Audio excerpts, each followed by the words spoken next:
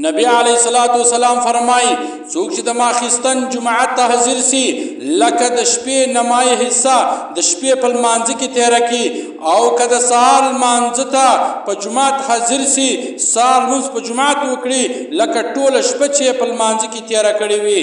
قال رسول الله صلی الله علیه وسلم من شهد عشاء في الجمعة كان له قيام نصف الليل ومن صلى عشاء والفجر في جمعة كان له قيام الليل.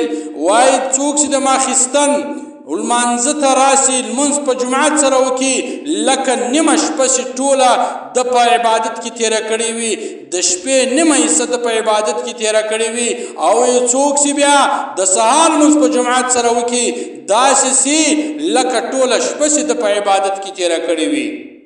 رسول الله صلی الله علیه وسلم فرمائی خیر صفوف الرجال اولها وشرها آخرها. غرد صفو د نرانو د پاره اول صف دا او کم مرتبه صف آخر صف د په ثواب کې.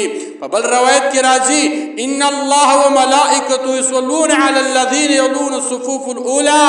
په بل حدیث کې راغلی دی الله او ملائکه درود وایي پر هغه کسانو چې ځانونه اول صف ته نږدې کوي.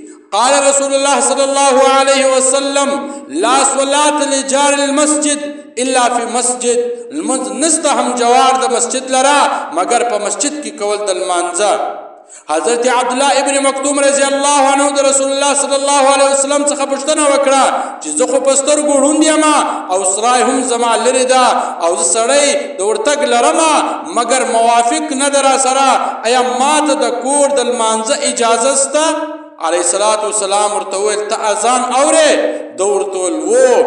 علیه الصلاۃ والسلام ورته وویل زه اجازه نشم درکولی.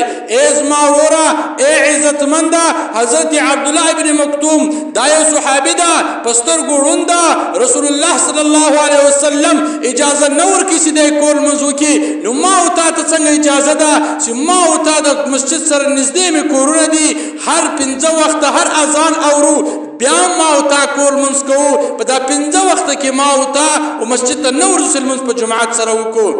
داسې مه کوئ ځان د مسلمانان ما او تا وایو لکه چې مونږ دا رقم کوو لکه موږ تا کې چې اسلام نه وي. باید موږ تاسې 5 وخته لمونځ په جماعت سره وکړو. که چیرې روزګار وي یا دکاندار وي یا مزدور وي چې کله کور ته راسې که ماخستن یې که سهار یې که ماښام یې بیا خو مسجد ته ورځه لمونځ خو په جماعت سره کوه. د لمونځ په جماعت سره وکړې او یو لمونځ کور وکړې د جماعت 25 درجې ثواب زیات تر کور ته لمانځه.